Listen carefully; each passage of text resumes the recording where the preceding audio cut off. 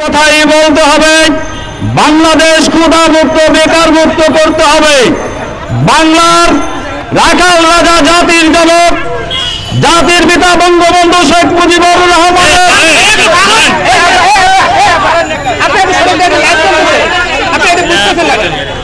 এগুলো হবে না ভাই, আসলে কাদের কথা শোনো ভাই, এখনো তো চেনো নাই।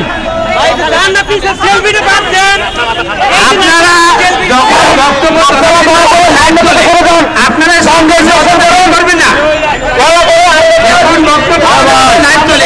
সাংবাদিক মিডিয়া ভাইদেরকে সুন্দর দিলাম। এই হুজুর কি আরে উনি আমাদের মিডিয়া উপস্থিত বাংলাদেশ ন্যাশনাল সার্ভিস পরিষদের সম্মানিত সভাপতি ও আমার দূর দূরান্ত থেকে আগত বাংলাদেশ ন্যাশনাল সার্ভিস পরিষদের নেতা কর্মীরা, আমরা এই ঢাকায় আমাদের এই রাজপথে যুব ভবনের মহাপরিচালকের কার্যালয়, বাংলার বেকারত্ব যুবকের অশ্রু ঝরা এই রাজপথের বেকার যুবকের যাত্রাপালা, আমাদের কর্ম চাই, আমরা ভিক্ষা নয়, আমরা কর্ম করে খাব। তাই জাতির পিতা বঙ্গবন্ধু শেখ মুজিবুর রহমানের সেই রাখাল রাজা পরিচিত থেকে জাতির পিতা সম্বোধন পেয়েছে সারা বিশ্বে। তাই আমার নেত্রী মানবতার বাগ তার পিতার অক্ষরে অক্ষরে বাংলার যুবকের, বাংলার মেহনতি মানুষের সব আশা আকাঙ্ক্ষা পূর্ণ করবে।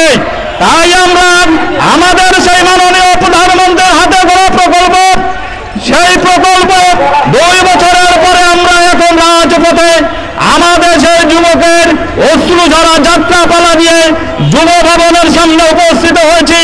আমাদের সেই নাট্যমঞ্চস্থ আমরা চাই শুধু কর্ম এবং আমাদের সেই প্রাণের দাবি জাতীয়করণ, তাই তো?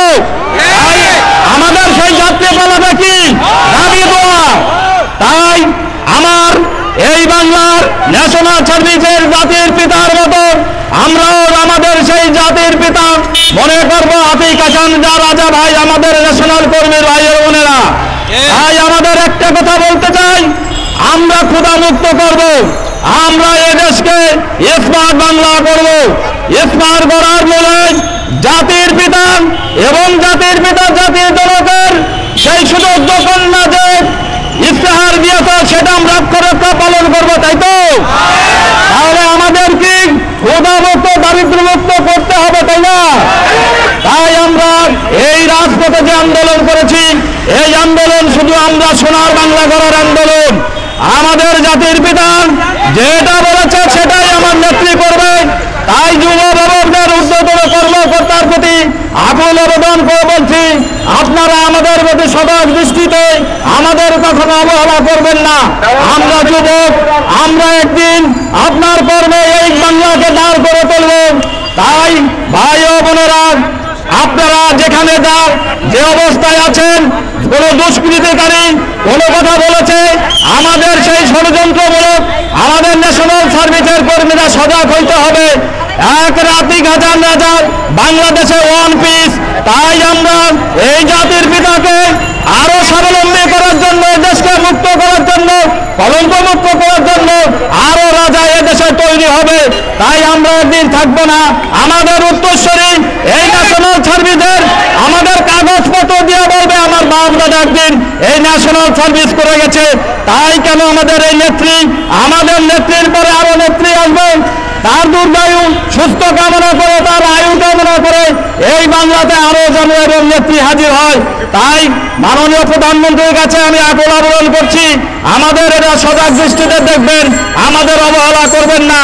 এই বলে আমি আমার সংক্ষিপ্ত বক্তব্য শেষ করছি। জয় বাংলা, জয় বঙ্গবন্ধু। সংক্ষিপ্ত আকারে বক্তব্য দেওয়ার জন্য আহ্বান করছি গোপালগঞ্জ জেলা শাখার সভাপতি রাইসুল ইসলাম মিনা ভাই। রাইসুল ইসলাম মিনা ভাইকে সংক্ষিপ্ত বক্তব্য রাখার জন্য আহ্বান করছি।